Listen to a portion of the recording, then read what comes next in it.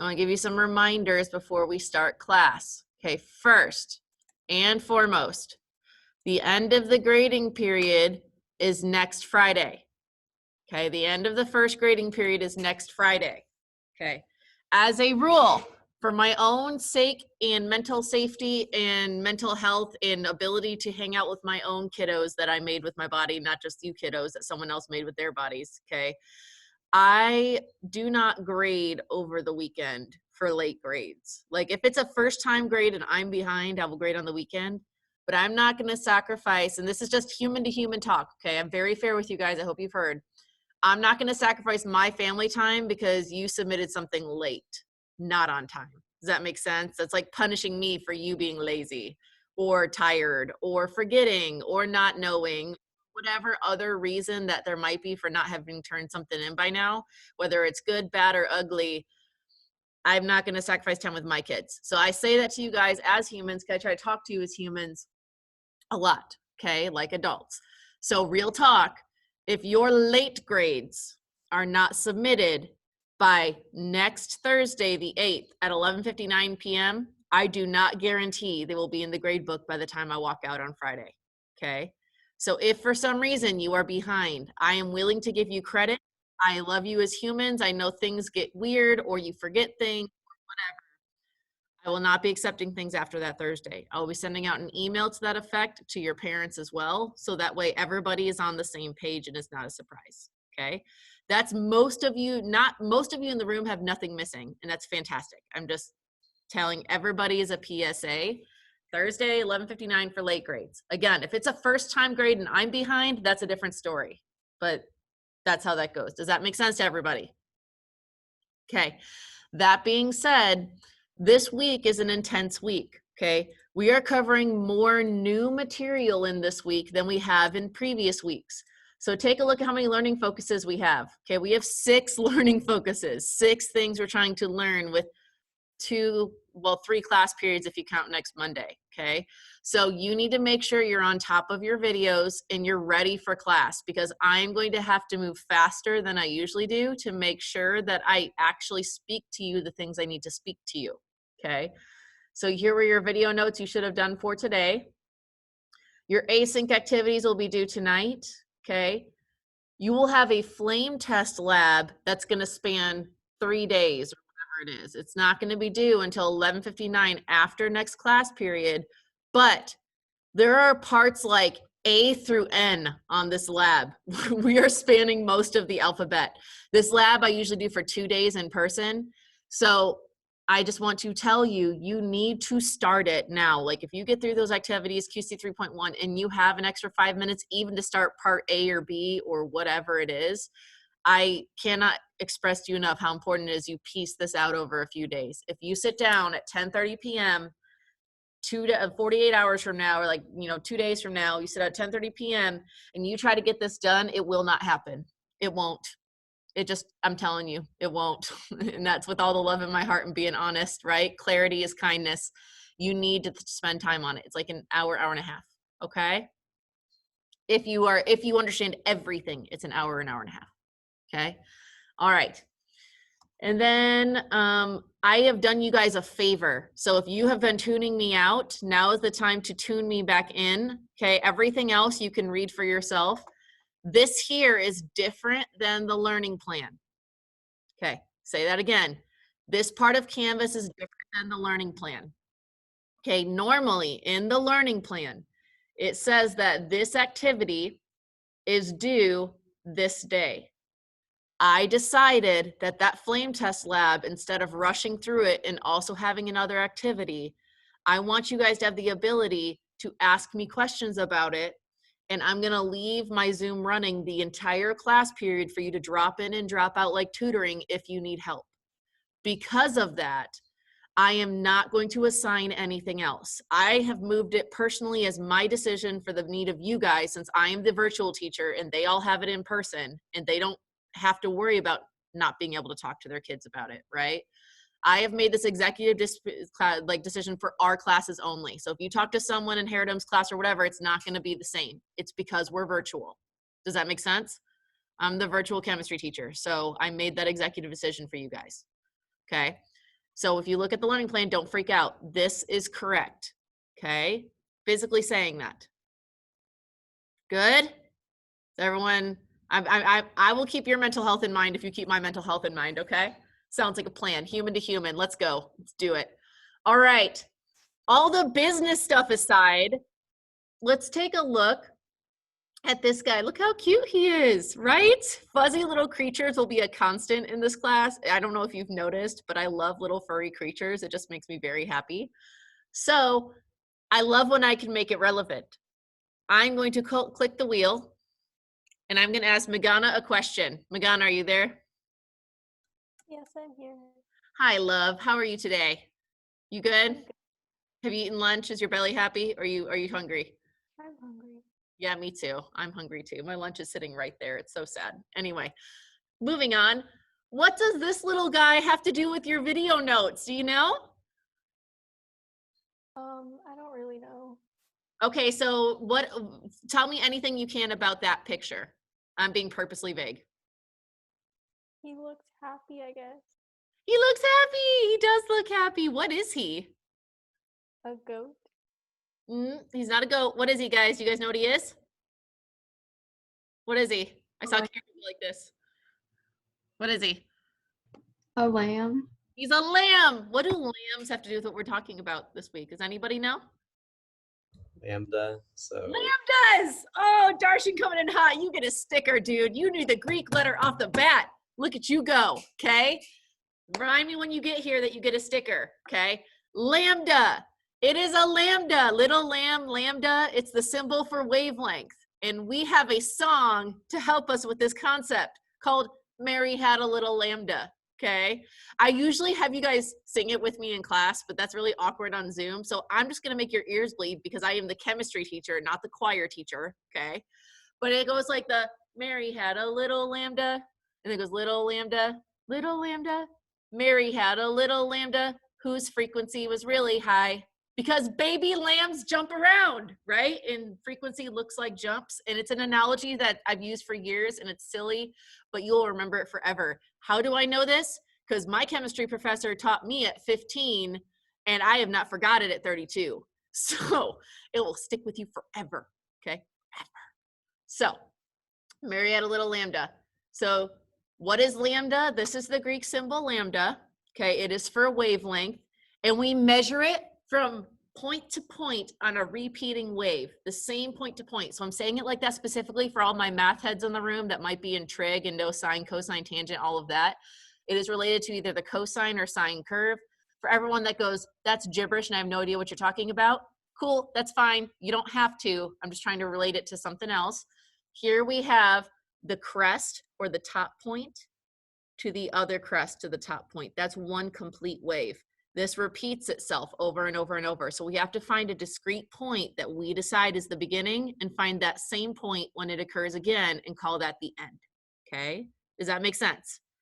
So crest to crest or node to node, it's middle of the wave to middle of the wave. So cosine or sine for the math people. If you don't know what I'm talking about, you're not going to do sine and cosine in chemistry. I'm just saying the words so it relates to something else. Lambda, see? You thought you're over. You thought the lamb was gone. We're going to rave with the lamb. Okay, we have a lamb. Lambda is the wavelength. Any questions so far? So just so you guys are aware, light actually travels in this pattern in space. When it's hitting your eyeball, it's hitting it on an angle of the wave. Just BT dubs, that's how that works. So here we have two waves. Let's see. Who's it gonna pick? Eva. Does this wavelength, so we're comparing the two, okay? Does this wavelength have a this wave have a shorter wavelength or a larger wavelength? A shorter wavelength. Yes, it's a shorter wavelength or a little lambda, right? Little lambda, that's where the phrase comes from, okay? That's the joke, okay? So short wavelength, sorry, hold on, I gotta turn my pad on, is little lambda, okay? So is the frequency of that wave, now I know I'm introducing a new word with almost no explanation, I get it. Okay, Darshan, time to shine, you already found out our lambda. Is this a higher frequency or a lower frequency wave? a higher frequency. Yes, You said it with confidence and you were correct. Please explain your reasoning. Well, the wavelength is short, so there's going to be more waves per minute when counted. Yeah, when you count the number of waves, there's more in the same amount of space. So if we drew a box around this and pretended it was string, right? So I actually, when I teach this, normally have like yarn in boxes, and we actually build waves and energy compartments, but we're not in person right now. So I'm just telling you about it. So if you want to do it at home and play with string or like chalk on the ground, it's a great way to like explain it. But if this was how much string was in a box, which box has more string, the top one or the bottom one? Just point with your hand. Top or the bottom one? Which one would have more string if it was a string? That means it has more energy because the wave itself is energy, okay? So there's more wave in the same amount of space, there is more energy. Does that make sense? It's an analogy that works, okay?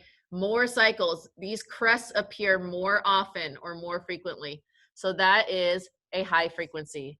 So that means that logically this next wave has a long wavelength or a big lambda, right? Big old lambda. Think big old fat mama lambda. She gets all annoyed at her babies bouncing around her, right? She's not going to move very fast. So she has a lower frequency and a lower energy, okay? So let's put this lambda analogy to the test with some science words. So Saya, first one. If it's a higher frequency, is it a higher or lower energy? Higher frequency. You said my name, right? Yes, Saya. Sia and Saya, I've got that one down. One of the few. Wait, can you repeat the question? Yes, we're answering this one right here. So the higher frequency is higher or lower energy? Higher. Yes, it is higher energy, okay? So if I increase the frequency, I increase the energy. So next person, thank you, Saya. Next person, Sneha, is that direct or indirect relationship? That would be, sorry, I'm looking through my notes. You are fine. You don't even need the notes. You can look here. So Oh wait, that would be direct. yeah. So sometimes I know I do this too when I'm studying new content. I get so physically attached to my notes that like I have anxiety answering questions without them. And I talk to students the way I do because I am that student that is riddled with anxiety, right?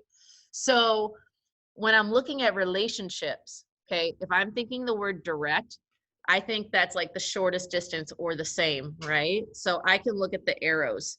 So while we are in class, that's a great time to like take a second and try to practice answering without your notes in a safe space, okay? Because I'm the same way, and I'm speaking from my heart because I am that same student, okay? So yes, it is a direct relationship because they change the same way. As this one goes up, this one will go up. Okay. Now, Maheen, if it's a longer wavelength, we're doing number 2 now.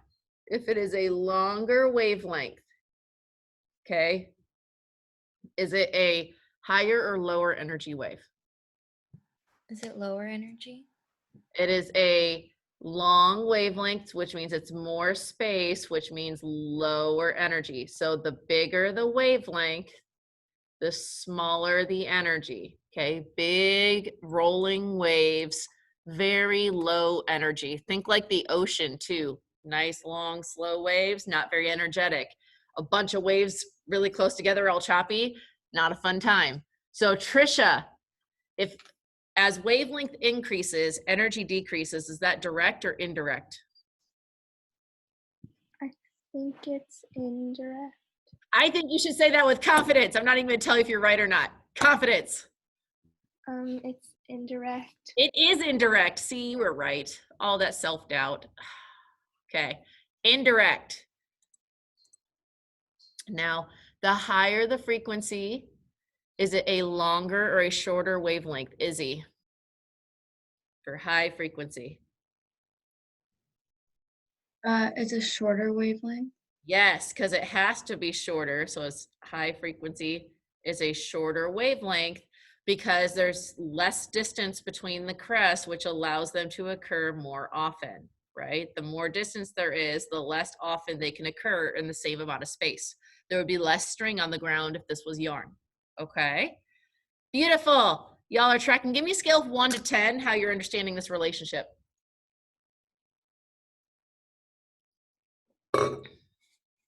Honest 110. Again, you always have that private function. Even if you want to like say 1 in the public and then be like, you know, miss, it's really this one. That's okay. I won't judge you.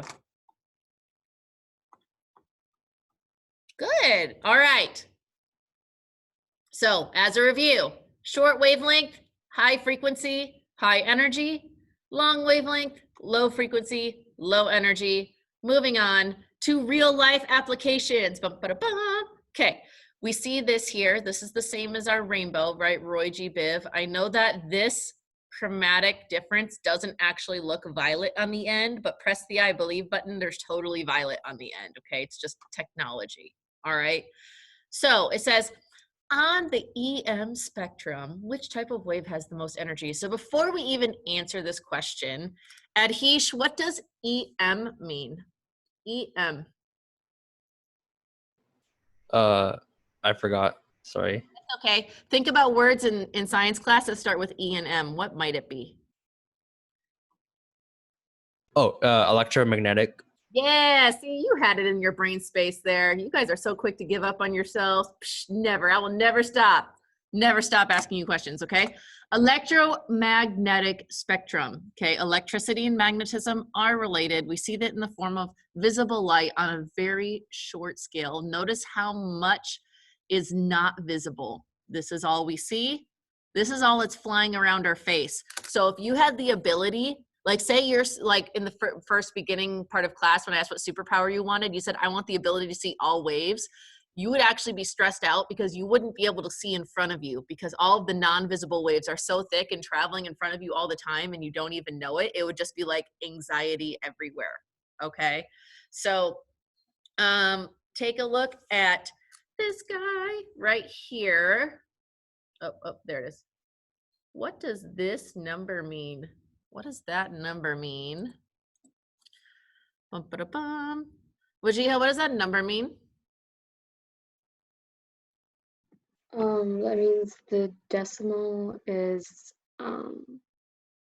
like 12 places before the 10. Yeah, it's like 5, point something 10. 8, 9, 10, 11, 12. Okay, so that's the number. What does it represent? Why is it on the scale right there? That's a very small number. I don't know. All right, so at this part of the wave, is it a higher frequency or a lower frequency? Higher. It's higher, it's much higher. So what has to be really small? The wavelength. Yeah, that's the wavelength. See, you figured it out. Look at you go, right? Wavelength, it's our lambda. It's very small on the very high energy end, okay? As opposed to radio waves, okay, which we modulate the amplitude for AM radios, right?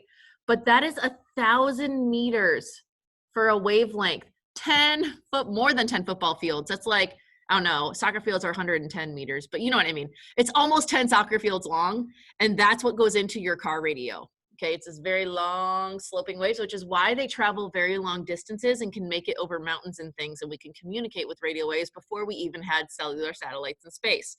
So that's the idea, is it's these very long wavelengths and they're very low energy. Otherwise, you'd be stressed out all the time, right?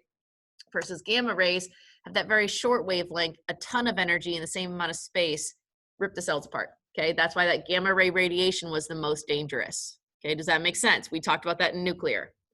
All right, so moving through these quickly. Corey, which one has the most energy? Gamma ray. Beautiful, because it has the smallest wavelength and the highest frequency. Next, Lucas, which one has the least energy? Radio waves. Yeah, as radio waves is the least energy. Now we're looking at just this section here. Remember, Roy G. Biv is backwards. Roy G. Biv. Okay, Roy G. Biv. Jordan, which color of light has the most energy? Violet. Yeah, violet, this end, right? This end has the most energy. Yeah. Yeah, get it. All right, which one has the highest frequency? Sonali. Violet. Beautiful, because it also has the highest energy. Killing it. All right, which one has the longest wavelength? Dia.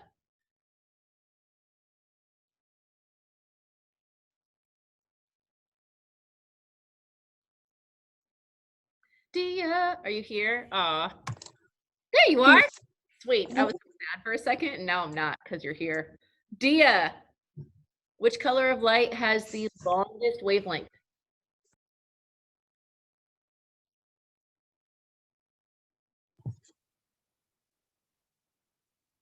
Would it be radio? Yes, but we don't see that color. So this is asking color of light, but yes, radio has the longest wavelength of them all. So which color is closest to radio? Red. Red, beautiful. See, you got it. All right, so if we were labeling these two, which one is red and which one is blue? Carter, which one is red and which one is blue? Is the top one red and the bottom one's blue? It is, and I love that you almost hesitated, that didn't want to have to repeat yourself, and then I heard you say it with confidence. So I'm super proud of you for thinking about it and then just saying the answer. Love it, okay? Fun fact. Do raindrops have computer chips? I know this seems like a really odd question. Yeah, Eva's like, what the heck? Like, I saw that whole, you literally had the whole, oh my God, what did she say? No, it's ridiculous, right? That's ridiculous. So how does rain always know to refract into red on the top and purple on the bottom? It rains and it's the same way, and there's no computer telling it to be like that. Why is red always on the top? Does anyone have any ideas?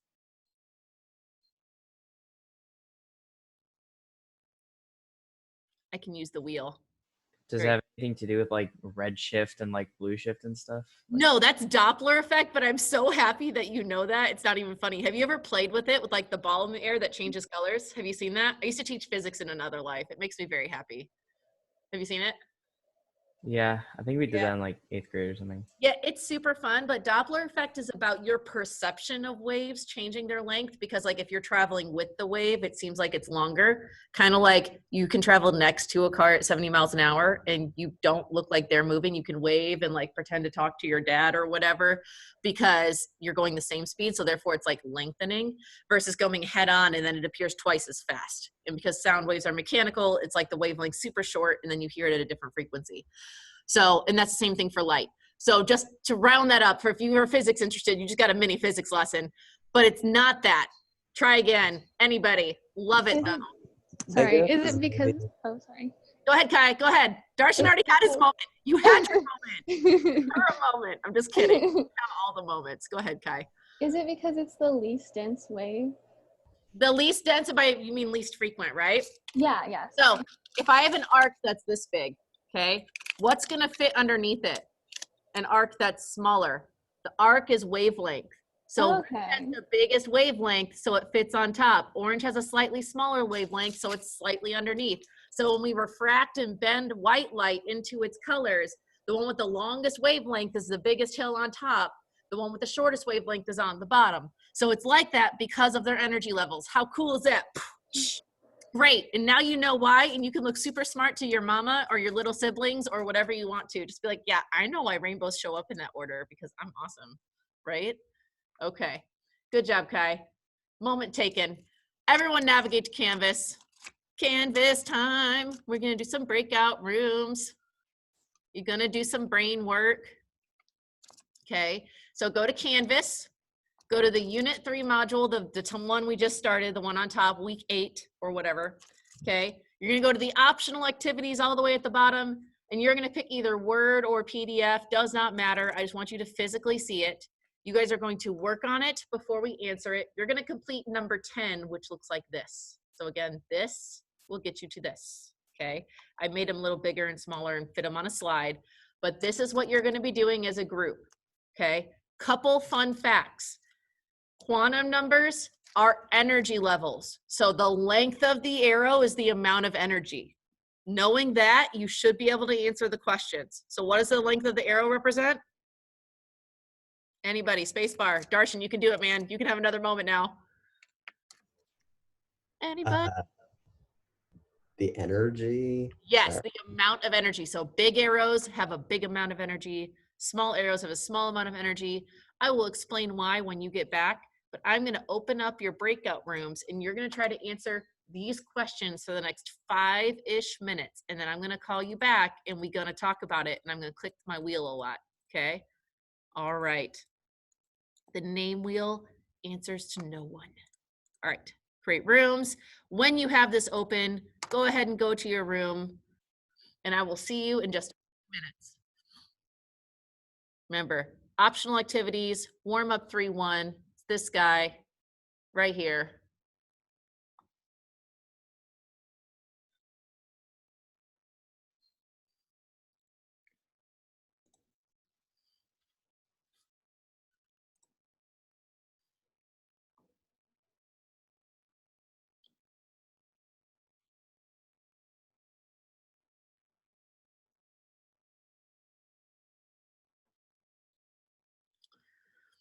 Okay, lovelies, we are back as promised. So I'm going to start spinning the wheel and asking some questions. Kai, the wheel has chosen you. Which two arrows represent the same amount of energy?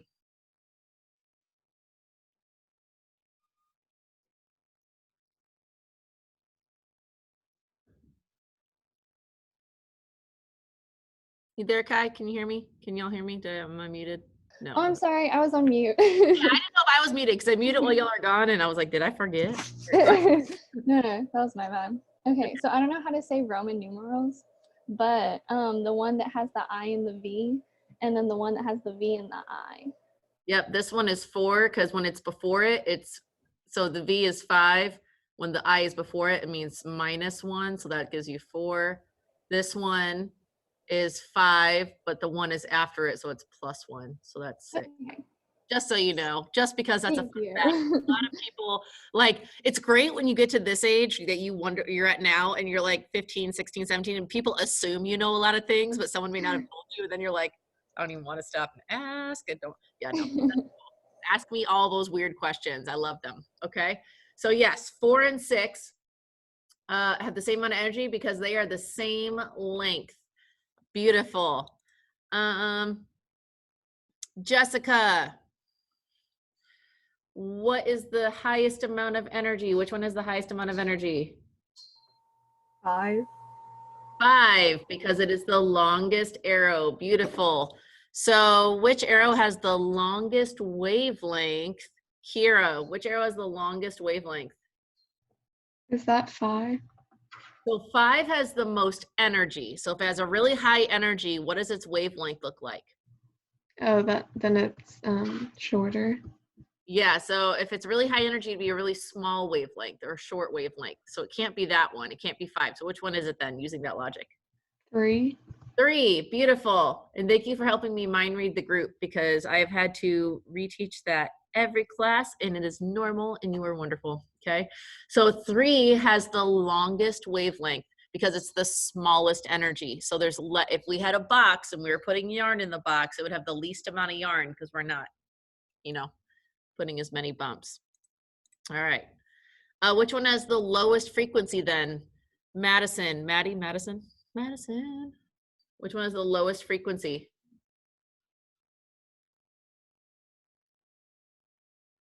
Madison. Bum, ba-da-bum. Let's see. Oh, she must have dipped out. I saw her earlier. Okay. Dun, dun, dun, dun. Victoria, which one has the lowest frequency? 1. So, which one? 1. So number 1 has a middle length. So if we have the lowest frequency, right? That means we have like the longest sloping waves. So what is this related to? What does that mean we also have? Really low what? Wavelength. Which means we have a long wavelength, right? We have a very long wavelength, crest to crest, but we have a very low what? So we have a big wavelength, low frequency. What does that look like in terms of, what's the other thing we talked about? What does the length of each arrow represent? energy? Yeah, so low frequency is really low energy. So the longest wavelength is going to have the lowest frequency and also the lowest energy. So this one is going to be 3 as well. 3. Okay. There we go. Does that make sense? Yeah. Yes, thank you. That's why we're doing these, because you got to think about information in new ways. All right, Izan. If this was an energy diagram of hydrogen, which one would be returning to ground state? I didn't know that one. Yeah, because we didn't talk about it. So we are going to take a guess, and then we are going to talk about it because that's what I'm talking about next. I would say 1, You are right. What gave you that idea? because it's going from 2 to 1, and that's the ground state.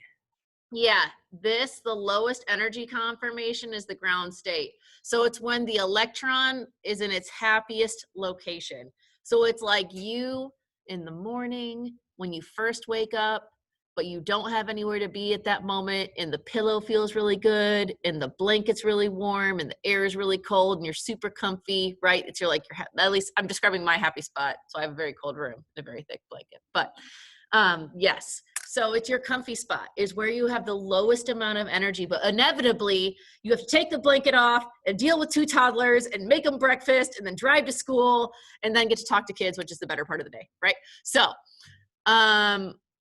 whenever you're going from ground state to excited state, we are making that electron store energy for us.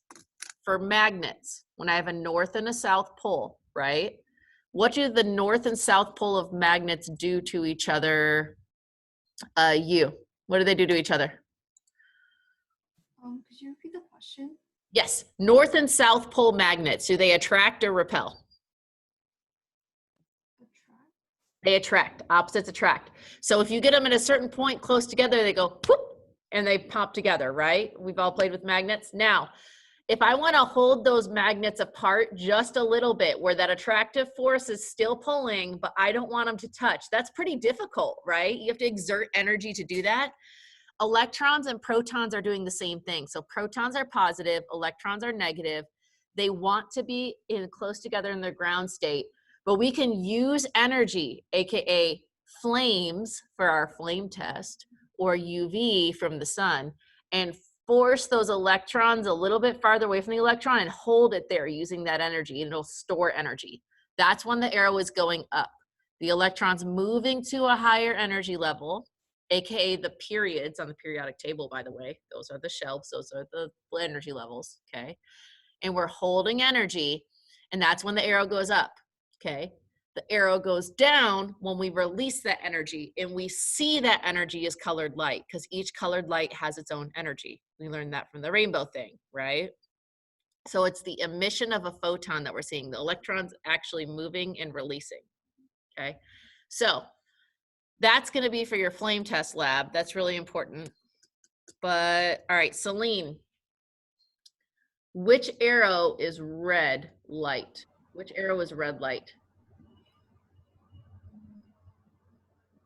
5. So let's go back here for a second. Boom. Does red have lower energy or higher energy? Low. Low energy. So which arrow had the lowest energy? Oh, 3.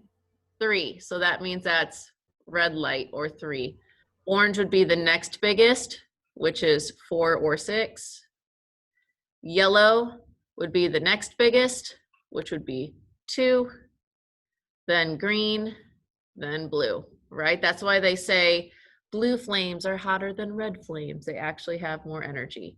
So green and then blue. Okay. All right, scale of 1 to 10, because you have to do this on your quick check. Just letting that sit in your brain space. Scale of 1 to 10. Any questions? Ask them now. You can erase the slide because there's a lot of ink there. There we go.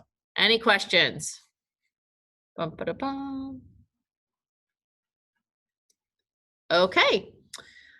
Last activity today. I'm going to teach you how to read this. This real weird, right? It's a bunch of lines. Looks kind of like when you see on like crime shows for like DNA, and you see the banding for the DNA. And actually it's a similar concept that we're using. So here's a question. Let me see who it's going to pick. Akshar, How do we know what's in stars?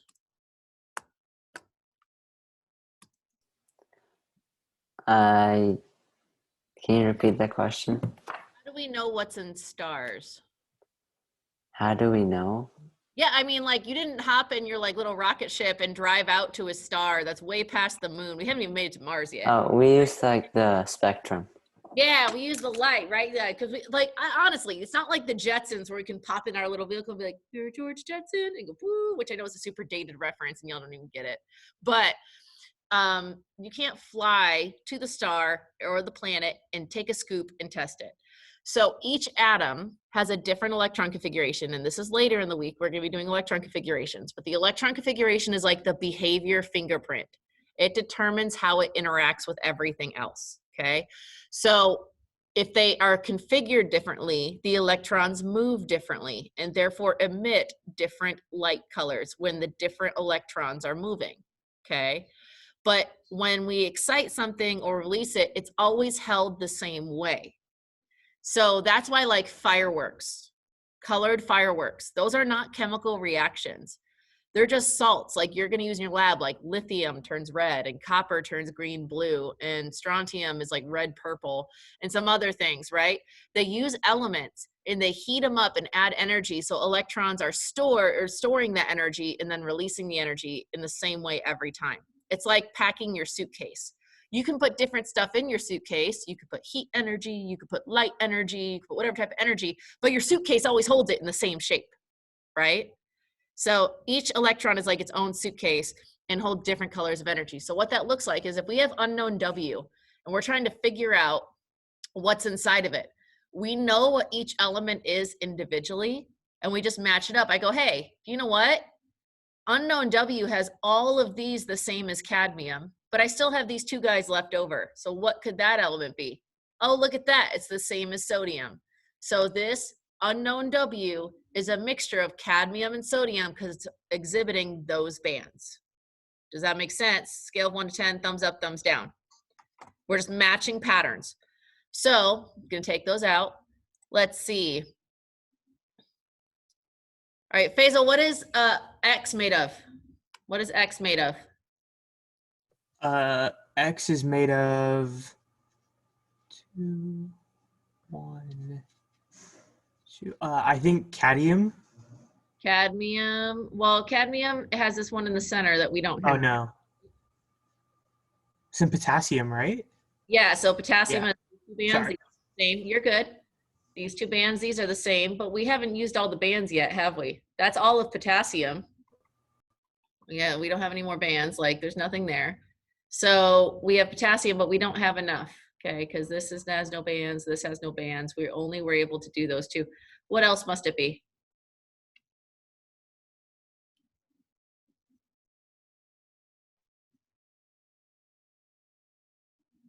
Lithium. Lithium. So if you see lithium, I have this guy matched to this guy matched to this guy matched to this guy, and this guy matched to this guy. Beautiful. Yeah. So this is potassium and lithium. Okay. So this is the blank space. So it's the blending of those two. The blending of those two. Does that like visually make sense? So you are going to have to do this on your quick check. There's 2 more questions that you can do on that worksheet on your own, the Y and the Z. I'm not going to do them right now because right now I think it's really important I show you that flame test. Remember, we are going to be doing the flame test over the next 3 days. You want to do a little bit each day. Try to get like a few parts done today that are similar in the next few parts. So let's take a look at that real quick. But before I do, any last questions on the content? This thing right here. Okay, again, if you feel like, man, we covered a lot more stuff than we usually do, we did. It's gonna be a little bit more packed week because the way benchmarks and everything roll out later. It's just the way the world works right now, okay? So you went down, you see, you already did your videos, you did your activities, and now you're gonna start pre-working your flame test, okay? You're gonna use this file to submit. It's gonna make a copy, okay? Dun, dun, dun, dun. Okay, so you have the flame lab and you have an answer document. Notice it is very long, okay? There are lots of things that shows you exactly where all the points come from, what you're gonna have to do. Stop, Grammarly. Stop it. Okay. And you're gonna have to do emission spectra. So it's both the flame test and the emission spectra. So if you were chunking it, a good place to start would be like A, B, C, D, E would be a pretty easy way to start. And then the actual procedure starts at F. So if you want to do like A through E, and Wajiha, yes, I'll get to that question in just a second. A through E would be a good day to split up. Actually collecting the data would be another good day, like tomorrow, and then analyzing the data the last day when I'm actually in front of you. So once you have all your data and everything done, you can come to class and work on it during the class period after we do our lesson. And then if the analysis part you're struggling with, you'll have help because I'll be sitting right here. That's the hardest part, right? Okay, very important note. This right here, optional extension piece, recommended if going on to IB/AP. If you are advanced academics interested. Now remember, I teach IB and I also taught AP for 5 years. So like, I know what I'm saying, okay? You need to know how to calculate. The energy equation is actually only 3 variables, E equals HV, things like that. So it's not very complicated, but for the sake of time, because of remote learning and other things and teaching it, it's not directly in the curriculum for pre-AP. It's something we do cover, but if you don't have even like a general understanding, those units are gonna feel very painful, okay? So at least once you're done with the activities, maybe over the weekend when you have some more time, complete the challenge problems. I will grade them and tell you if you did them right or wrong because I already gave you the key. So you can look back and forth. This is purely for learning so that when you show up in my classroom next year, because you're awesome and want to do IB things, which is actually super fun, okay, you'll already have it introduced. I'm taking the time to tell you because I want you to not miss it. Please do this if you're advanced academics interested and you want to hang out with me next year, okay? All right. Well, she asked a question and she said she wanted to explain between direct and indirect relationships. So direct relationships are relationships of things that they change the same way. So if I increase frequency, I'm increasing energy. If I decrease the energy, it means the frequency decreased. They change the same way, okay? Indirect is opposites. When I increase the wavelength, I'm decreasing the frequency. When I increase the frequency, I am decreasing the wavelength. So things that change in opposite directions to each other, that is indirect. Does that help? It's a very math term that a lot of times, again, in chemistry, we assume that you already know, and that's on us for assuming, not on you. Okay. If that is everything, that will be the class today. I will see you next class. Remember, try to have the data collection done before you show up so you can work on the analysis and I can help you with it like tutoring, okay? All right, guys. Adios, muchachos. I'll see you later. Could you please re-explain the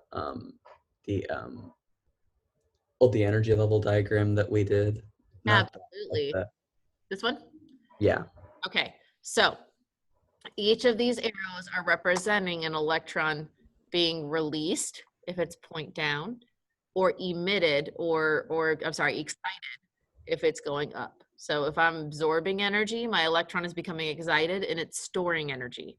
If the arrow is going down, I'm releasing energy. So the only difference between 4 and 6 is that the energy is being released in 4 and it's being absorbed in 6. The same amount of energy, okay? Each level on the periodic table, like you see behind me, like period 1 is energy level 1, which is a number 1. Period 2 is energy level 2, which is quantum number 2. And it's directly related. The periodic table is like our map, right?